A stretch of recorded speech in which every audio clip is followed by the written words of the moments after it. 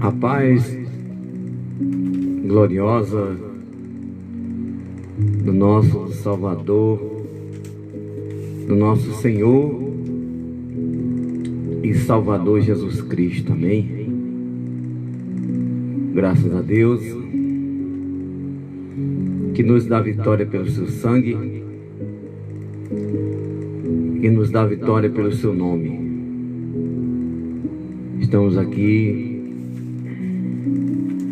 dá honra e glória do nome de Jesus, e queremos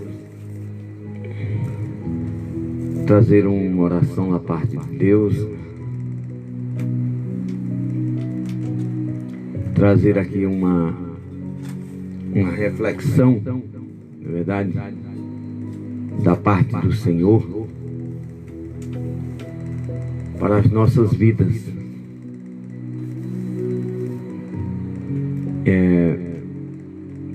Vamos orar a Deus, né? Senhor nosso Deus, nosso Pai, em nome do Teu Filho amado Jesus Cristo, me encontro aqui, Senhor da Glória, com um propósito ímpar de meditar na Tua Palavra, de fazer o Teu Espírito Santo, Senhor da Glória, vir a agir, Senhor da Glória, através da nossa fé, pois abre o meu coração para Ti neste momento, para o Pai, para o Filho Jesus e para o Espírito Santo de Deus.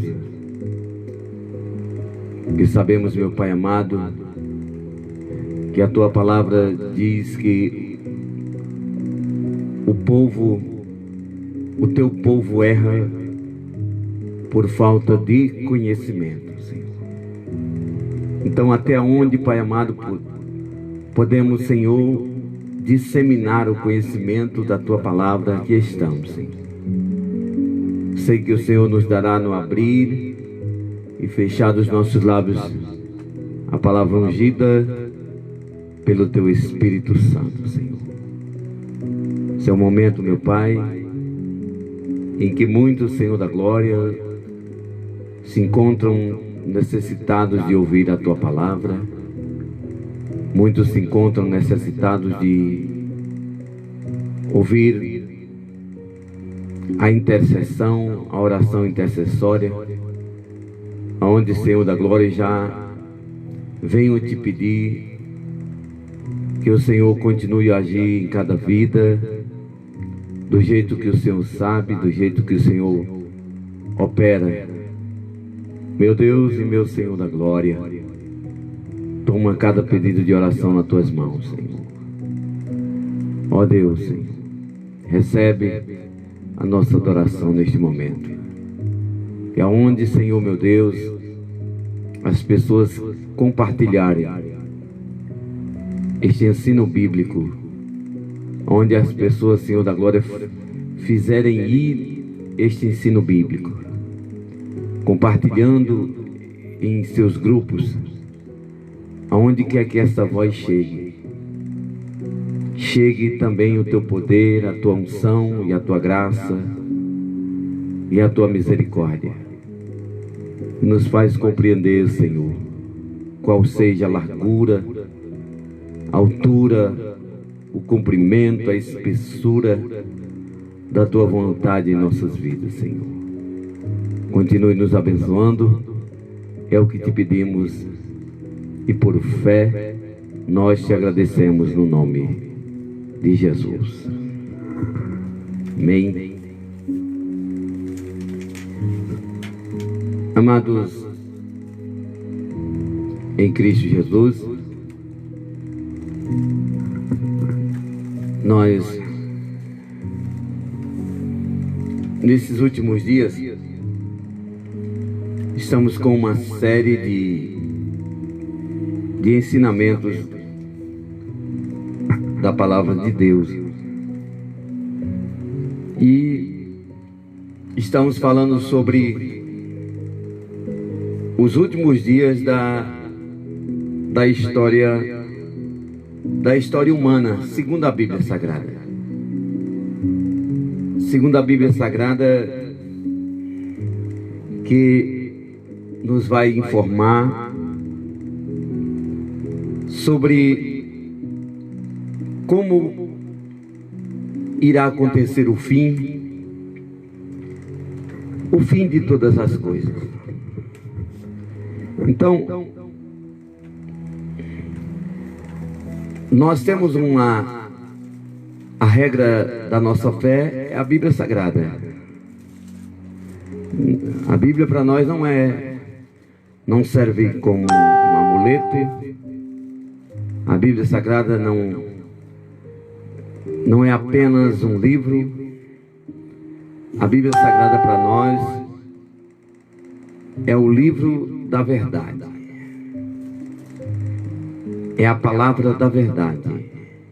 Embora que muitos vão dizer, não, mas a Bíblia,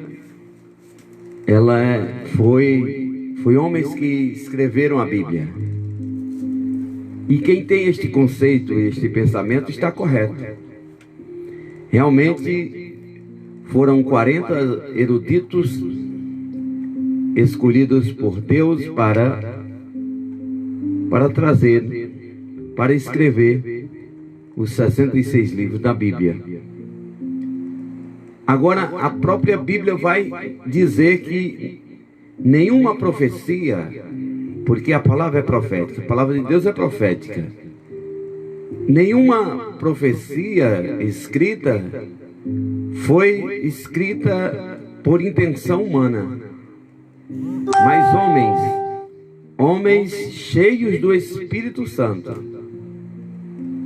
Veja bem quem escreveu a Bíblia: homens cheios do Espírito Santo. Então, na verdade, a Bíblia é espírito e vida. O que está escrito aqui verdadeiramente já aconteceu, está acontecendo ou irá acontecer. E nós vamos fazer menção de mais um estudo bíblico. Se você puder nos acompanhar, se você puder compartilhar aí, estamos ao vivo, né? Mais uma vez, para a glória e honra do nome de Jesus, a paz do Senhor, você que está conosco agora, você que vai estar depois, mas você que está conosco aí ao vivo, se quiser clicar bem aí em compartilhar, acredito que mais pessoas vai nos acompanhar, né? Louvado seja Deus. Estou um pouco de longe aqui, não consigo ainda assimilar aqui de longe, mas depois eu vou ver as pessoas que estarem conosco e irei responder aí as saudações, amém? Então, estamos vivendo os últimos dias da história da humanidade. E num dos primeiros estudos, nós usamos aqui Mateus 24, e o versículo 4 e 5, para falar sobre os últimos dias de preparação do que podemos dizer, preparação do fim da história da humanidade uma vez por todas, porque quando Deus resolveu destruir toda a substância da terra através das águas do dilúvio, a Bíblia vai nos dizer que Deus fez uma aliança com Noé e com toda a humanidade, comigo, contigo, colocando o arco-íris. O arco-íris, a ciência, ela, para comprovar a formação das cores do arco-íris, a ciência, ela explica que são gotículas de água refletidas ao sol, que formam o arco-íris. Mas, na verdade, não descartando aqui a ciência, a forma de como é gerado o arco-íris, que a ciência consegue pela permissão de Deus, descobrir como algumas coisas funcionam no planeta Terra, embora tenha uma margem de erro, né, mas o arco-íris, na verdade, foi colocado por Deus como uma aliança que Deus fez com toda a raça humana através de Noé. E Deus disse: olha, eu porei o meu arco, né, sobre as nuvens, para que quando eu enviar chuva sobre a terra, eu não mais destruirei. Me lembrarei da aliança que tenho contigo e não destruirei mais a terra com água. Embora aconteça muita destruição nos últimos dias através de tsunamis, de tempestades, inundações, tudo, mas a terra, o globo terrestre não será mais destruído pelas águas. A humanidade não será na sua totalidade destruído pelo poder das águas, porque Deus não é o homem para que minta, e nem é o filho do homem para que se arrependa. Então, amados irmãos, mas nós sabemos que o fim virá. Em Mateus 24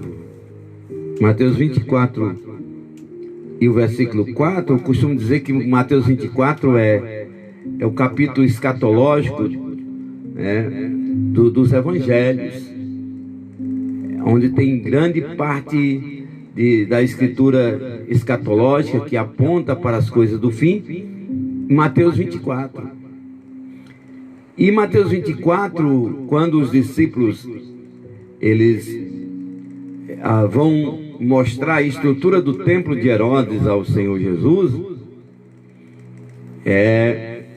assim como até uma forma que os discípulos acharam que era para eles uma honra, né, estar mostrando a estrutura do templo, né, uma estrutura bem feita, bonita, uma das maravilhas do mundo da época, que era o templo de Herodes. Então, os discípulos quiseram impressionar a Jesus em Mateus 24, mostrando a estrutura do templo, e Jesus vai profetizar ali que não ficaria pedra sobre pedra que não fosse derribada, que não fosse lançada por terra. E esta profecia de Jesus cumpriu-se 70 anos depois, quando o general Tito invadiu Jerusalém. O historiador judeu Flávio Joséfo vai narrar com precisão os fatos históricos que não estão, que a Bíblia não esclarece, mas os livros históricos, principalmente do Flávio Joséfo, ele vai narrar com mais precisão os acontecidos, os fatos que ocorreram historicamente e que foram profetizados até mesmo por Jesus Cristo. Então, amados irmãos, quando Jesus disse que aquela estrutura ia ser lançada por terra, que não ia ficar pedra sobre pedra, os discípulos fizeram uma pergunta acerca do fim, o fim da história da humanidade. E perguntaram que sinais que haveria de acontecer quando estivesse próximo ao fim. E Jesus vai colocar um monte que nós já tratamos aqui, nós não vamos tratar, porque nós vamos tratar aqui do tempo da tribulação. É o tempo da tribulação, que não é a grande tribulação. Porque tem a tribulação e tem a grande tribulação. Então, Jesus preparou tudo, os discípulos, dizendo que aumentaria os falsos profetas, dizendo que haveria de haver um desrespeito à lei de Deus quando tivesse de estar próximo do fim, um desrespeito às coisas de Deus, ao que é sagrado, a banalização do sagrado. né? Quando esta banalização vai acontecer com mais proporção, quando haverá a construção do terceiro templo. Quem lê entenda, Daniel disse que vai profanar o lugar santo. Mas Jesus profetizou que haveria, perto do fim da história da humanidade, haveria esse escarnecimento das coisas de Deus. Por sinal, o ano passado nós vimos aí como foi que agiram, que muitos agiram acerca da figura de Jesus, sendo massacrado pelo inimigo, sendo, enfim, fizeram um escarnecimento de Deus. E a humanidade, os homens, eles fecham os olhos e os ouvidos para entender que Deus, ele age. Eles querem achar que Deus não existe. E a prova de que Deus existe é aí o carnaval, que não existiu, não está existindo, porque Deus fechou esse negócio. Deus cobrou grandemente da humanidade, está cobrando grandemente por causa do escárnio à sua palavra, ao que é sagrado, ao que é santo, né? O desrespeito à palavra de Deus e à lei de Deus. Então haveria a diminuição do amor e da afeição no lar, e todos esses sinais que Jesus falou, era ali a preparação. Ele estava falando da preparação da igreja, que Deus estaria preparando. Mas você pode dizer, mas isso aí foi tanto tempo atrás. Foi tanto tempo atrás, mas já era um preparo. E a igreja, ela já está preparada para o arrebatamento da igreja. Ela já está preparada, porque a igreja invisível do Senhor, a igreja pessoas, não igreja denominação. Igreja denominação é congregação, é lugar de congregar. Chama igreja porque é o termo, né, grego eclésia, que dá essa conotação. Mas a igreja mesmo do arrebatamento, o templo do Espírito Santo, somos nós, né? Somos nós que somos o templo do Espírito Santo. Então, essa igreja, a igreja que está apercebida, a igreja não está desapercebida, não está dormindo, né? Está acordada, está despertada, sabe, tem olhado para os sinais dos tempos, né? E por sinal, Jesus, além de falar desses fatos que haveria de ocorrer, de aumento de violência, aumento de terremotos de maior proporção, Jesus Cristo vai colocar parábolas também, porque através da parábola ele usava a agricultura, que era de conhecimento cotidiano deles. Eles tinham entendimento do que Jesus estava falando em relação ao cotidiano. Jesus pegava todo aquele adereço, todo aquele cenário do cotidiano, da agricultura, e ali montava uma palavra parabólica para dar um ensinamento espiritual, né? Vai falar quando as folhas, né, estivessem tenras, já estava próximo o verão, e assim Jesus também vai explicar quando estaria perto a sua vinda. E usou de muitas parábolas usou a metáfora do ladrão. E Jesus disse, se o pai de família soubesse a que hora viria o ladrão, como é que ele ia agir?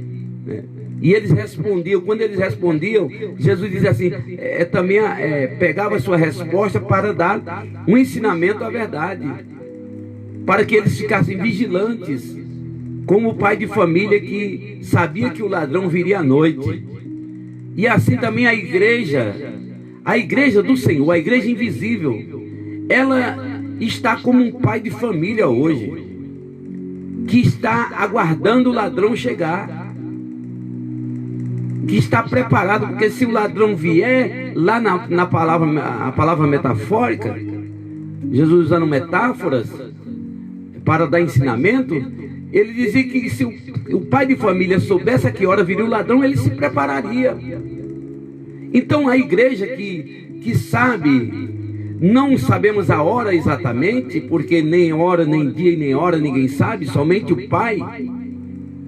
Mas nós sabemos pelos sinais dos tempos, a igreja sabe que pelos sinais dos tempos, a vinda do Senhor Jesus está bem próxima. Bem mais próxima do que quando aceitamos a fé. Então cada dia que se passa, é um dia que se aproxima mais da vinda do Senhor. Então os sinais no céu, tantos sinais no céu acontecem aí, que não há mais necessidade de haver um cumprimento dessas profecias, porque elas já se cumpriram. Então o que Jesus falou em relação ao preparo da igreja, a igreja já está sabendo que quando ocorre o escárnio à palavra de Deus, o desdém, quando ocorre o aumento, a falta de humanidade, a falta de caridade, a desunião. Paulo vai falar como era o comportamento dos homens nos últimos dias, né? Paulo instruindo a Timóteo, instruindo aos seus discípulos, ele dizia que nos últimos dias os homens seriam como, né? Ele diz, olha, acautelai-vos. Paulo tinha esse linguajar de chamar os seus discípulos para acautelar, para ficar vigilante, para vir para a observância, para prestar atenção. E Paulo diz expressamente, diz o Espírito, diz expressamente rápido, que nos últimos dias os homens seriam detratores da lei, caluniadores, mais amantes de si, amantes dos deleites, mais amantes de si do que amantes de Deus, né? Mentirosos, presunçosos, arrogantes, traidores, e assim sucessivamente. É uma lista que caracteriza a forma de vida da humanidade nos últimos dias. E quando nós vamos para a prática desta mensagem, desta palavra, quando nós pegamos os conceitos de Paulo, os conceitos que apontam a escatologia, quando nós pegamos as visões de João do Apocalipse, que Apocalipse significa revelação, quando nós pegamos o livro de Daniel, que também tem conceitos escatológicos, então tudo isso, se nós começarmos a associar aos acontecimentos, não é mera coincidência, mas é mera providência de Deus. É a palavra de Deus se cumprindo a cada dia, letra por letra, vírgula por vírgula, versículo por versículo, capítulo por capítulo, está se cumprindo. Estamos vivendo os últimos dias da história da humanidade, sem dúvidas. E a igreja está preparada, a igreja foi preparada. Até o Espírito Santo de Deus, Jesus já enviou.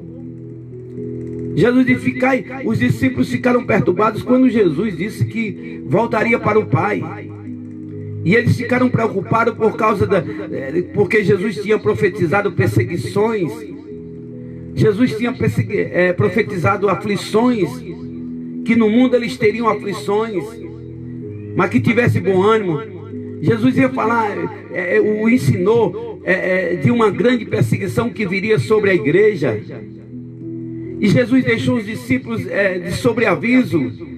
E naqueles momentos que os discípulos perceberam que Jesus Cristo realmente ia ser assunto no céu, eles disseram e ficaram preocupados. E quando Jesus chega numa das últimas reuniões terrenas com eles, Jesus percebeu ali as aflições deles. Jesus percebeu a agonia que eles estavam dentro de si. Aí Jesus disse: não se turbe o vosso coração. Não se turbe o vosso coração. E muitas das vezes as pessoas estão desesperadas, até mesmo conhecedoras da palavra, estão desesperadas com os assuntos dos últimos dias. Que é espantoso, meu irmão. Ninguém pode negar que é espantoso a quantidade de mortes. O que acontece ao ímpio acontece ao justo, como escreveu Salomão. E é de um espanto só mesmo. A gente vê nas pessoas centenas e milhares de pessoas sendo dizimadas, mortas por falta de ar, né? por tantas coisas, por mortes, porque não é só o coronavírus que mata, é o que está matando na atualidade, mas tem muita gente morrendo de muitas coisas, tem muita gente sofrendo por fome, o mundo está em confusão, e estamos à beira de uma decadência econômica, estamos aí à beira de um caos econômico mundial. Então, amados irmãos, Jesus falou para os discípulos não se perturbassem, não entrassem num estresse depressivo pelos fatos que ele tinha falado que haveria de acontecer, mas mandou que tivesse bom ânimo. Aí fez a promessa: olha, eu vou para o Pai, e eu enviarei outro, da mesma espécie, o Consolador. E completando-se o dia de Pentecostes, Atos capítulo 2, diz que estavam todos reunidos no mesmo lugar. E eis que ali no cenáculo reunidos os irmãos, eis que veio como um vento veemente e impetuoso. O Espírito de Deus veio semelhantemente, como um vento veemente e impetuoso, invadiu toda a casa. E a Bíblia diz que todos foram cheios do Espírito Santo. E Pedro disse que essa promessa é para tantos quantos Jesus chamar. Não ficou só para o dia de Pentecostes, não ficou só lá no cenáculo. Não, no começo sim, que quando as pessoas profetizavam no Antigo Testamento, eles às vezes não profetizavam mais, porque o Espírito era dado no Antigo Testamento de forma limitada. Mas em Atos 2 não, veio a plenitude do Espírito Santo, veio sobre a igreja. E Jesus já mandou o Espírito Santo, o Consolador, já para nos auxiliar nos tempos do fim. Então a igreja está com o Espírito Santo. A igreja tem o Espírito Santo. A igreja só não tem o Espírito Santo se ela abandonar o Espírito Santo. Quando Jesus vai falar sobre a parábola das 10 virgens, das 5 prudentes, das 5 loucas, a Bíblia vai nos dizer que todas dormiram, todas adormeceram, e quando a voz chegou e disse: eis aí, a Bíblia vai nos falar de uma hora aproximada da chegada do noivo dentro da parábola, e vai dizer que próximo à meia-noite, eis que uma voz diz: eis aí o noivo, entrai para as bodas. E todas estavam adormecidas, todas as 10 virgens estavam adormecidas, mas de repente elas acordaram com o brado de eis aí vem o noivo. Aleluia. E quando elas levantaram, que elas foram entrar, que elas foram participar do cortejo, do casamento, para entrar na casa do noivo, no meio do caminho, as nécias, as loucas, faltou azeite em suas lamparinas, e por faltar azeite não puderam entrar nas bodas. E o azeite na Bíblia é simbologia do Espírito Santo. Podemos afirmar categoricamente que aquelas 5 nécias, 5 virgens nécias não entraram porque faltou-lhe o Espírito Santo de reserva, e por isso não puderam entrar. E amados irmãos, e é da mesma forma será no arrebatamento da igreja. Aqueles que não tiverem o Espírito Santo de Deus, que foi enviado para que fosse preparado, aqueles que não tiveram o Espírito Santo de Deus, certamente entrarão na negligência, no caos da negligência. Porque o Espírito Santo de Deus foi derramado. E todos precisam buscar o poder de Deus, do Espírito Santo, para poder fazer a obra com mais ousadia, para poder fazer a obra, pregar a obra, fazer algo para o Senhor, até que Ele venha. E aí não entraram para a festa para as bodas do Cordeiro. E quando as virgens prudentes entraram, elas foram comprar azeite. Mas quando vieram já era tarde demais, a porta já estava fechada. E amados irmãos, uma igreja que está dormindo, uma igreja que não tem azeite de reserva, quando Jesus vier levar a igreja, essa igreja, este povo que está desapercebido vai ficar no arrebatamento. Não vai subir, não é eu que quero, não é eu que estou querendo, é a palavra do Senhor. É a palavra do Senhor que nos orienta. Ou é à toa que Paulo diz, né? Não vos embriagueis com o vinho que há contenda. Tem muita gente se embriagando nos últimos dias de vinho que há contenda. Tem muita gente nos últimos dias que está envolvido na embriaguez com vinhos que há contenda, que há intriga, que há discórdia. Mas o conselho de Paulo foi esse: não vos embriagueis com vinho que há contenda, mas enchei-vos do Espírito. Enchei-vos do Espírito Santo. Então está tudo preparado. Até o Espírito Santo desceu sobre a terra. E quando ele veio, ele não voltou mais para o céu. Ele está na terra até que quando a igreja for tirada, o Espírito Santo também sai. Lembra das 3 vezes que Noé enviou a pomba, logo após o dilúvio? Aquilo ali tem uma explicação. A pomba também, assim como o azeite, a pomba simboliza o Espírito Santo de Deus. Quando João Batista estava batizando nas águas quentes do Rio Jordão, que Jesus com 30 anos chega para se batizar, aleluia, porque dando a entender, Jesus não batizou quando era criança, Jesus batizou na sua fase adulta. Porque o batismo é simbologia, é uma ação de arrependimento de pecado. É quando a pessoa entende que tem que se arrepender dos seus pecados, ele precisa ser batizado, imergido nas águas. E Jesus, ainda que não tivesse pecado, mas ele precisava fazer aquele ato para que ficasse como justiça. E Jesus não tinha pecado, era tão santo que o próprio João, a princípio, não queria batizar Jesus, né? Mas Jesus disse: é necessário para que se cumpra toda a justiça.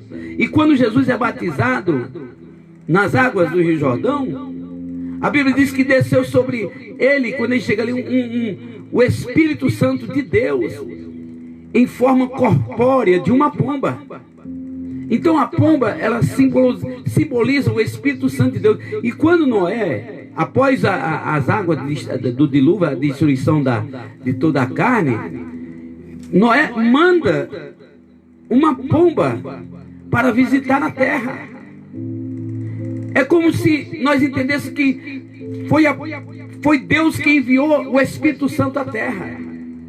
Mas a primeira vez que Noé manda a pomba, ela dá uma volta e não vê lugar de pousar os seus pés, porque não tinha ainda espaço para ele. Você sabe, tem coração que o Espírito Santo não tem espaço, porque está podre.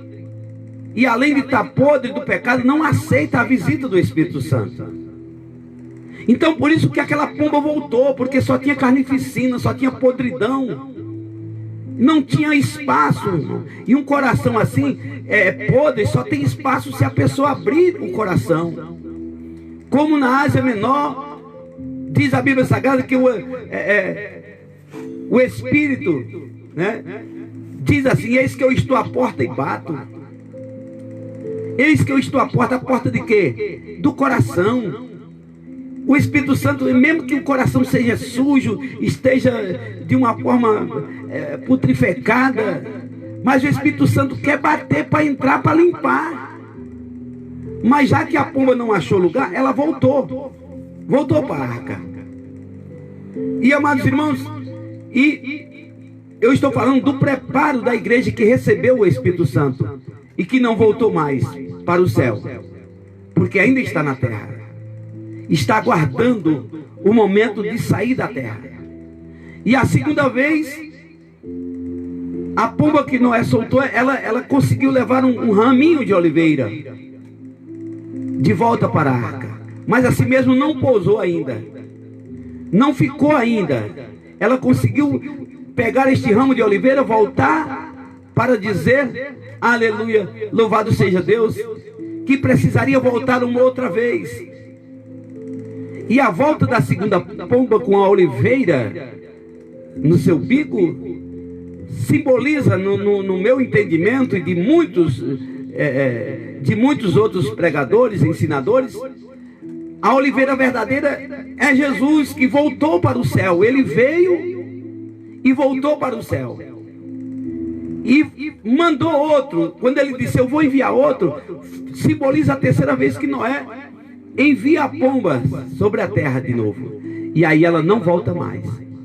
E assim também foi o Espírito Santo. Quando Jesus chega lá, a oliveira verdadeira chega lá no céu, aleluia, e leva consigo um ladrão convertido, aquele que Jesus prometeu: hoje tu estarás comigo no paraíso.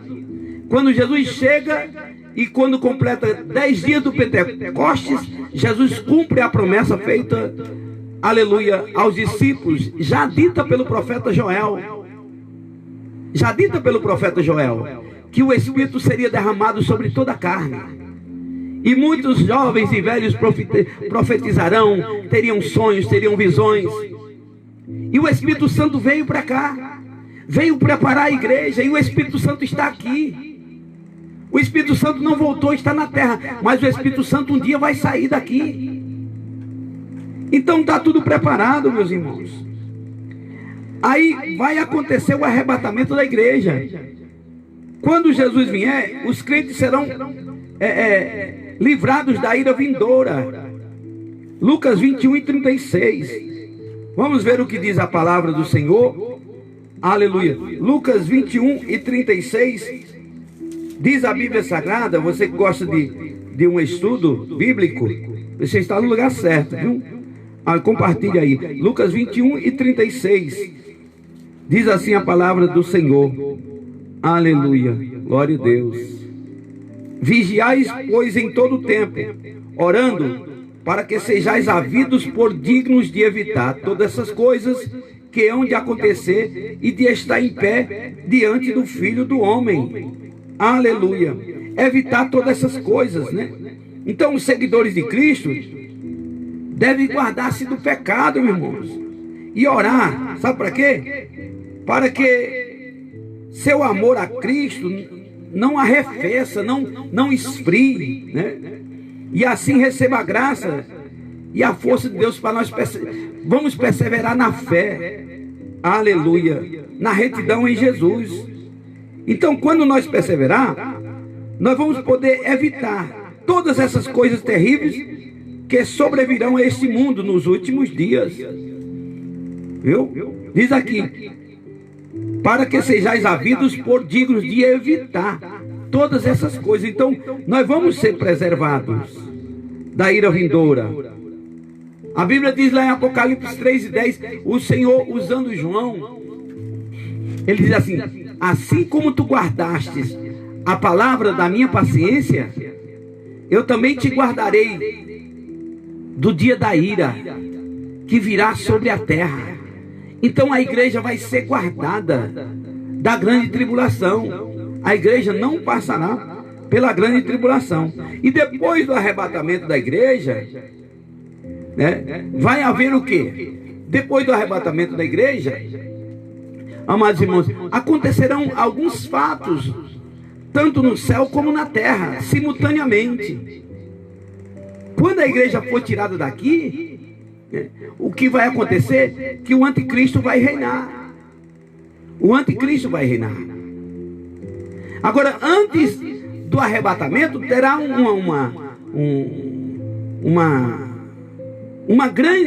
uma tribulação severa para a igreja. Não é a grande tribulação, porque a grande tribulação só acontecerá, né, no terceiro, no fim dos 7 anos do governo do anticristo. Por quê? Porque dizemos assim, nós os pentecostais defendemos a corrente escatológica futurista. Essa é a nossa vertente.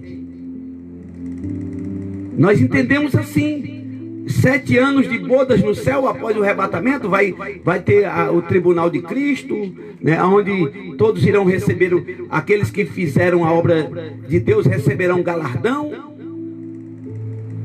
Não foram salvos pelas obras, mas as obras que fizeram vão lhe dar o direito de receber galardões, porque a salvação não vem por obras para que ninguém se glorie.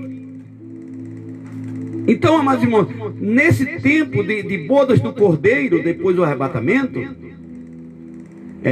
haverá aqui um governo de falsa paz. Então haverá essa tribulação antes do arrebatamento, haverá. Os fiéis nas igrejas de Cristo serão preservados do tempo da aprovação. Foi como eu li aqui, né? Apocalipse 3:10. Começará depois que aquele que o detém for removido do caminho. 2 Tessalonicenses 2:6. Vamos ver o que diz a palavra de Deus. No segundo epístola de Paulo aos Tessalonicenses, capítulo 2 e versículo 3. Se você quer manusear a sua Bíblia, você tem a oportunidade para acompanhar aqui o ensinamento do fim da história da humanidade. Segundo Tessalonicenses, capítulo 2, aleluia, capítulo 2, versículos 6 e 8, diz assim a palavra do Senhor, aleluia. E agora vós sabeis o que detém, para que o seu próprio tempo seja manifestado, porque já o mistério da injustiça opera. Somente há um que agora resiste, até que do meio seja tirado, aleluia. Então, amados irmãos, o mistério da injustiça é uma atividade secreta dos poderes malignos no decurso da história da humanidade. Então, ele preparando o caminho para a apostasia, o homem do pecado. Isso aqui é um processo enganoso, irmão. Um processo enganoso que ilude, né? Ilude, sabe quem? Os incrédulos. Ilude os incrédulos. Vai induzir muitos crentes a se desviarem da verdadeira fé. Vai aceitar a mentira personificada na igreja, de uma igreja apóstata. Sabe? Tem muitas pessoas enganadas aí com religiões. Tem muitas pessoas enganadas com lideranças. Tem muitas pessoas enganadas com erros grotescos, porque estão cegas, não conseguem entender, não conseguem receber a palavra de Deus, para que possa se desviar desses maus caminhos. Então aqui está dizendo que somente há um que agora resiste. Quem é esse que está resistindo? É o Espírito Santo que está resistindo tudo. Mas até que do meio seja tirado, o Espírito Santo vai ser tirado. Aí quando for tirado, aí então será revelado o iníquo, a quem o Senhor desfará pelo assopro da sua boca e aniquilará pelo esplendor da sua vinda. Essa já é a segunda etapa da segunda vinda de Jesus, aonde Jesus vai vir, já onde todo olho virá. Porque no arrebatamento, só vai ser, o arrebatamento é para a igreja remida e lavada no seu sangue. É no abrir e fechar de olhos que Jesus leva a sua igreja. Assim como o relâmpago corta do oriente ao ocidente, assim será o momento do arrebatamento, em milésimo de segundo. Agora, a segunda vinda de Jesus Cristo, que ele vem para vencer o anticristo, a segunda etapa da segunda vinda, aí sim todo olho virá, porque o Senhor vem montado num cavalo branco, né? Aleluia, louvado seja Deus. Então nós não podemos confundir, né? A segunda vinda, a primeira etapa, e a segunda vinda, a segunda etapa. Mas, amados irmãos, haverá, próximo ao arrebatamento, um afunilamento devido às perseguições. Jesus, ele chegou a profetizar algo que aconteceu nos dias dos discípulos, mas que vai acontecer perto do arrebatamento da igreja. O Senhor diz assim: olha, muitos de vocês vão ser mortos, vão ser levados à presença de governadores, vão ser levados à presença dos governantes, e vão ser mortos. Aí muitas das vezes a pessoa fica com medo, com receio e com medo de morrer de uma doença tal. Nós somos tendenciosos a ter esse medo. Isso é coisa do humano. Mas eu quero dizer para você que, biblicamente falando, perto do arrebatamento da igreja, muitos dos servos e servas de Deus vão ser mortos pela perseguição ferrenha que virá ainda contra a igreja. Vai vir um afunilamento, sabe? Por isso que o Senhor Jesus diz assim a João: ser fiel até a morte, dar-te-ei a coroa da vida. Quando João diz que os covardes não herdarão o reino dos céus, é porque a Bíblia sabe, o Espírito sabe que muitos irão se acovardar, muitos irão negar a Jesus Cristo, como Pedro negou por 3 vezes. Graças a Deus que Pedro foi perdoado ainda, e foi levantado como uma das colunas da igreja. Mas no fim muitos vão se acovardar, vão sair do lado de Cristo para o lado da apostasia, vão negar a Cristo que o libertou, vão negar a palavra de Deus, vão negar o Espírito Santo. Mas, amados irmãos, quando Jesus levar a sua igreja, aí vai ficar pior as coisas para a humanidade. Aleluia. O anticristo vai aparecer. Daniel capítulo 6, versículo 26. Aleluia. Louvado seja o nome santo do Senhor. Você vai ver, amados irmãos, que não vai ser fácil para ninguém. Por isso que a Bíblia diz: bem-aventurado o que faz parte da primeira ressurreição. Bem-aventurado. Daniel capítulo 6, versículo 26 e 27. Diz assim a palavra de Deus: aleluia.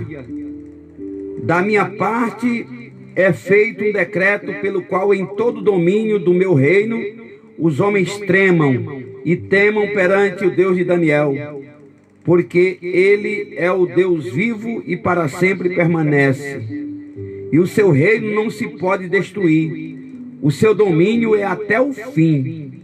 Aleluia. Louvado seja o nome santo do Senhor. Então o domínio da igreja, o domínio do Senhor é até o fim. O Senhor dominará. Aleluia. Louvado seja o nome santo do Senhor. E nós vemos, amados irmãos, que aqui ainda em Apocalipse 13, 1 e o versículo 18 vai dizer bem assim. Apocalipse 13, capítulo 13, versículo 1 ao versículo 18. Veja bem a ocorrência que o livro da Revelação diz: a besta que subiu do mar. E eu pus-me sobre a areia do mar, e vi subir do mar uma besta que tinha 7 cabeças e 10 chifres, e sobre os chifres 10 diademas, e sobre as cabeças um nome de blasfêmia. E a besta que vi era semelhante ao leopardo. Até o versículo 13, meus amados irmãos. E faz grandes sinais de maneira que até fogo faz descer do céu a terra à vista dos homens. Então está aqui a palavra do Senhor. A besta que subiu do mar. Quem é esta besta que subiu do mar? O capítulo 3 aqui descreve o conflito entre o anticristo e Deus, e também o seu povo durante a tribulação. A besta que sobe do mar é o último grande governo mundial da história, e consiste em 10 reinos sob o controle do anticristo. O mar representa muitas nações. Satanás concede seu poder a esse governo e usa contra Deus e contra o seu povo. Está aqui a palavra de Deus, é a escatologia bíblica, é tudo que vai acontecer nos últimos dias da história da humanidade. Aleluia. E os últimos dias da história da humanidade vai começar com a abertura dos 7 selos, um tempo da aflição em escala mundial. Terá a duração de 7 anos. Falsos profetas realizarão grandes sinais e maravilhas. O evangelho será pregado por anjos e possivelmente por judeus. Pessoas serão salvas durante esses dias. Deuteronômio 4:30, Apocalipse 7:9. Muitos judeus se voltarão para Cristo. Romanos 11:25. Aqueles que tiveram a oportunidade de crer em Jesus antes do arrebatamento não terão mais nenhuma oportunidade de se arrepender. Mateus 21, 25, 1 e 12. 2 Tessalonicenses 2:10 ao 12. Será um tempo de perseguição para todos os que são fiéis a Jesus. Daniel 12, versículo 10. Mateus 24:15. Apocalipse 6:9. Aleluia. Apocalipse 12:12. Então está aqui, irmão, a tribulação ferrenha que vai vir antes da grande tribulação. Nós estaremos na outra oportunidade falando sobre a grande tribulação. Mas para que o homem possa, como diz aqui a palavra de Deus, evitar todas essas coisas, de estar em pé diante do Filho do Homem, o que é que todos devem fazer? Todos devem se arrepender. Todos devem se converter. Muitas das pessoas acham que não precisam aceitar Jesus porque já pertence a uma religião. Mas nós sabemos que quem tem Bíblia, quem ler a Bíblia, eu estou falando de quem ler e compreende a Bíblia, sabe que nenhum ser humano que não aceitar o plano da salvação através de Cristo e o que foi feito na cruz do Calvário, a Bíblia diz que ninguém vai ao Pai se não for por Jesus. Não vai.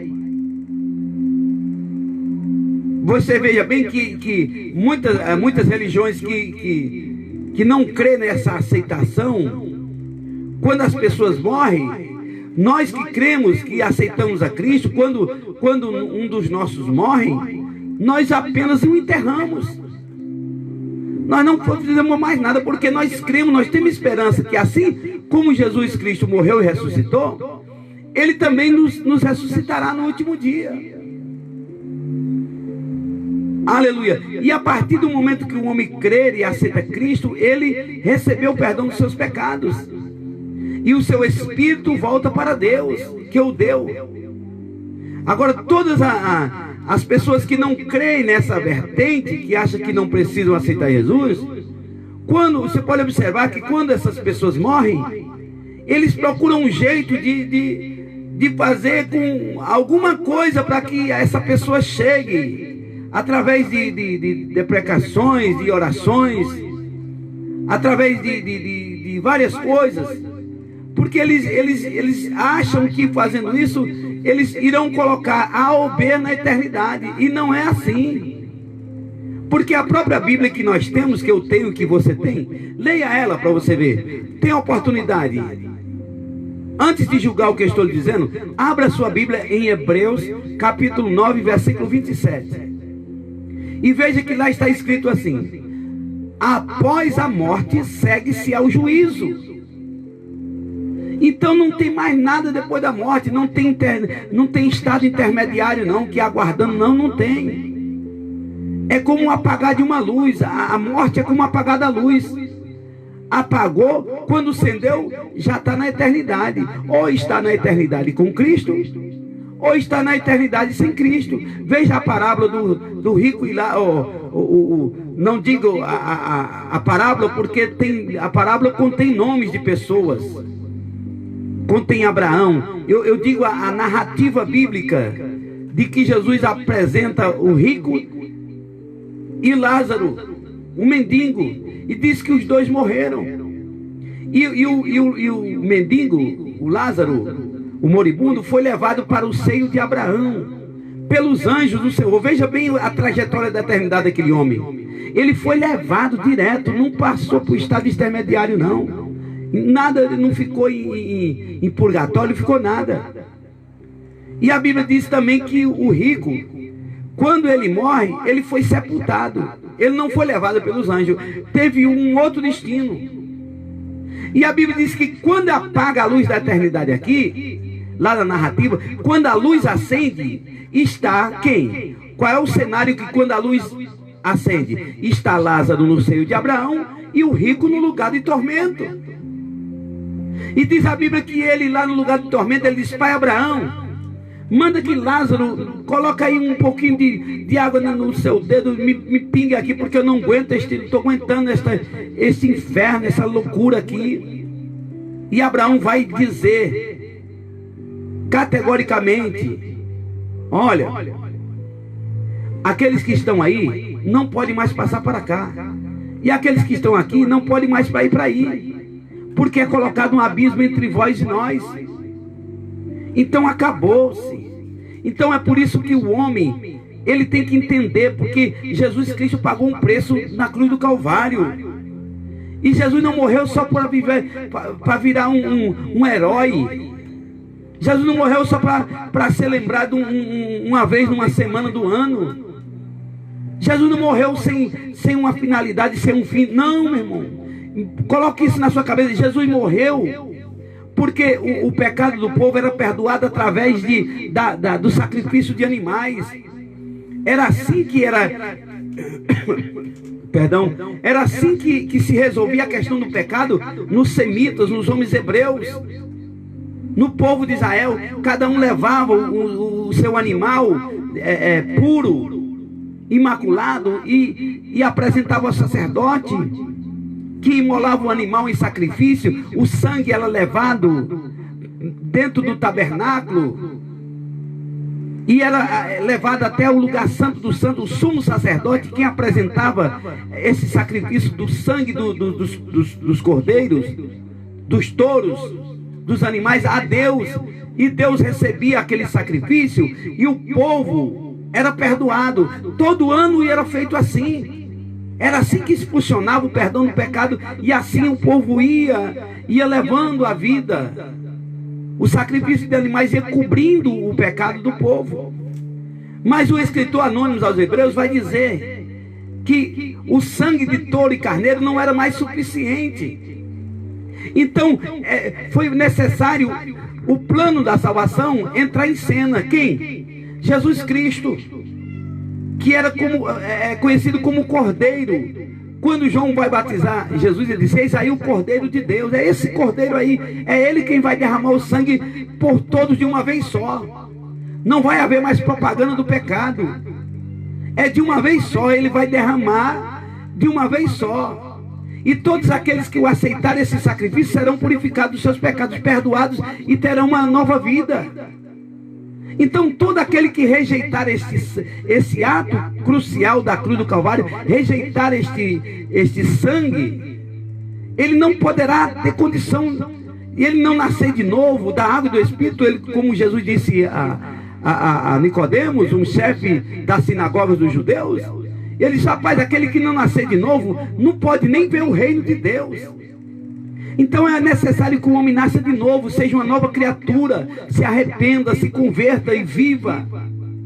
Aleluia, saia do engano, saia da idolatria, saia do erro, saia do pecado, para viver uma vida em Cristo, para viver uma vida para Cristo, e aguardar o grande dia do arrebatamento da igreja, ou então aguardar dormir no Senhor. Porque Paulo vai falar assim: não quero que sejais ignorantes com aqueles que dormem no Senhor. Porque nós não precederemos no arrebatamento os que dormem, mas seremos juntamente com eles arrebatados, e receberemos um corpo incorruptível. Nós que ficamos vivos, receberemos um corpo incorruptível de glória, e estaremos com o Senhor para todo sempre. Então é necessário que o homem, aleluia, ele entenda este plano da salvação, porque tudo foi projetado, está aqui na Bíblia.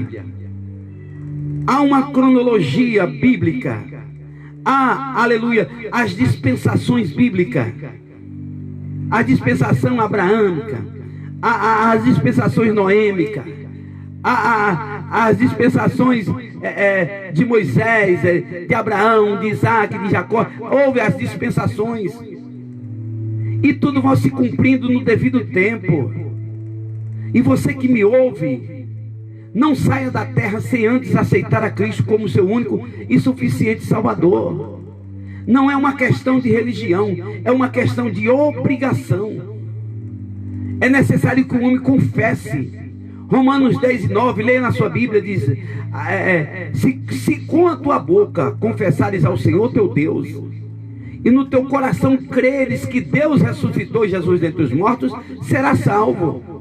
Porque com a tua boca se faz confissão para arrependimento de pecados, e com o coração se crê para a vida eterna. Então está aí a diretriz, a direção de Paulo, falando aos romanos, e falando para mim, falando para você. Então não saia da terra sem antes aceitar a Cristo como seu único e suficiente Salvador, para que seja guardado de todo o mal que vai assolar a terra grandemente. Se nós estamos achando ruim tudo isso que está acontecendo na terra, e que irá acontecer ainda, se nós estamos perturbados com tudo isso, você ainda não sabe nem o que está aguardando a terra. Não estou aqui com pessimismo, não sou pessimista não, e nem profeta do caos. Eu sou um servo de Deus que leio a palavra, aleluia, e recebi o dom da pregação, tá? O dom, aleluia, louvado seja Deus, da palavra, para passar aos outros, para que você não seja enganado pelas religiões, pelas tradições, pelas heresias, pelas seitas que aí estão. Porque uma coisa o inimigo tenta fazer é fazer com que a pessoa entenda que ele é salvo sem ele ser. O inimigo conseguir fazer com que a pessoa entenda que ele é salvo do jeito que ele está sem ele ser, pronto, ele já ganhou esta alma para o inferno. Então abra os seus olhos. Salmo 119, versículo 18, lê na sua Bíblia. Davi diz: Senhor, desvenda os meus olhos para que eu veja as maravilhas da tua lei. Deus te ama, meu irmão. Deus ama você. Deus ama a sua família. Deus ama seus filhos. Aleluia. Mas Ele quer que você entenda que houve um preço na cruz do Calvário, e somente por aceitar esse sacrifício é que o nome dos homens e das mulheres serão rolados no livro da vida. Somente através de Jesus Cristo. Ele disse: eu sou o caminho. Lembra que Jesus disse: eu sou? É o único que pode dizer eu sou, é Deus, é Jesus, é o Espírito Santo. Eu sou o caminho. Acabou-se. Eu sou o caminho. O que é o caminho? O caminho te leva a um destino. O caminho te leva ao destino. Então que caminho que você está traçando? Que caminho você está trilhando? É o caminho da verdade e o caminho da mentira. É o caminho da verdade e o caminho do engano. Porque dependendo do caminho que você tiver, você já vai chegar no fim dele. Mas Jesus disse: eu sou o caminho, a verdade e a vida, e ninguém vem ao Pai se não for por mim, disse Jesus. Mas ele não tem prazer na morte do ímpio. Deus não tem prazer na morte do ímpio, mas quer que todos se arrependam, se convertam e vivam. Amém? No próximo estudo estaremos falando sobre a grande tribulação. Aí você vai ver como será a agonia na terra quando a igreja sair daqui. Vai ser muito cruel para aqueles que ficarem no arrebatamento. Não é à toa que aquele hino que é cantado, Shirley Cavalhais canta, louva: muito em breve vai sair uma notícia de um povo que desapareceu. Era um povo muito humilde que aqui muito sofreu. Esse povo era o povo de Deus. Onde está aquele povo barulhento? Onde está que não se vê nenhum irmão? Alguém com voz e lamento vai dizer nesse momento: aquele povo foi embora para Sião. E ali o hino vai dizer que muitos crentes desviados vão ficar procurando os irmãos para reconciliação, mas infelizmente não vão encontrar. O mundo vai procurar a igreja, vão procurar um pastor, vão procurar um dirigente, não vai achar, porque a igreja foi levada para Sião. Mas que Deus em Cristo nos guarde, que Deus em Cristo nos abençoe, que Deus em Cristo abençoe a sua vida, a sua casa, e que você possa entender a palavra de Deus, para poder fazer parte daqueles que irão ser arrebatados, para fazer parte daqueles que, mesmo dormindo, dormirão no Senhor, aleluia, para viver uma vida onde não haverá mais dor, não haverá mais pranto, não haverá mais choro. Amém? Quero orar por sua vida, quero orar por sua casa, quero orar por sua família, ao mesmo tempo que peço oração a vós. Compartilhe este ensinamento bíblico, manda ele para frente nos seus contatos do WhatsApp, de grupo de Facebook, aonde quer que você queira fazer a obra de Deus comigo, é compartilhando isso, que certamente chegará a outras pessoas. Amém? Próximo estudo, estarei trazendo um estudo sobre a grande tribulação. Amém? Senhor nosso Deus, nosso Pai, Senhor da glória, eu te agradeço, meu Deus, por esses momentos, Senhor, que ficamos aqui estudando a tua palavra, Senhor. Sabemos, meu Pai amado, que a tua palavra é verdade nos teus lábios, Senhor. Passa céu e terra e a tua palavra não há de passar, Senhor. Nos dá graça, Senhor, pela tua misericórdia, nos dê graça para vivermos esses últimos dias na terra, Senhor, debaixo da tua unção, da tua graça, Pai, nos dando livramento, nos protegendo, nos guardando, Pai, de todo mal, de toda enfermidade, de toda seta do mal. Senhor da glória, abençoa esta casa, abençoa esta família, esta pessoa amiga, este irmão, esta irmã que está nos ouvindo agora, Senhor. Eu te peço que a tua mão de poder vá sobre esta casa, Senhor, que seja repreendido esta enfermidade, Senhor, meu Deus.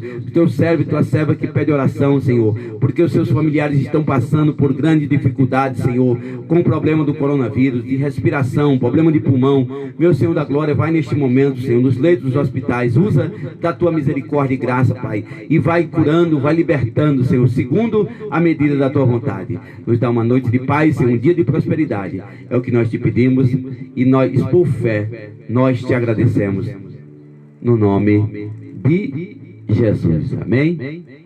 Aleluia, que bom estar com você aqui, nesses momentos. Aleluia, Deus continue a abençoar grandemente em nome de Jesus. E eu vos saúdo a todos com a paz do Senhor. Amém?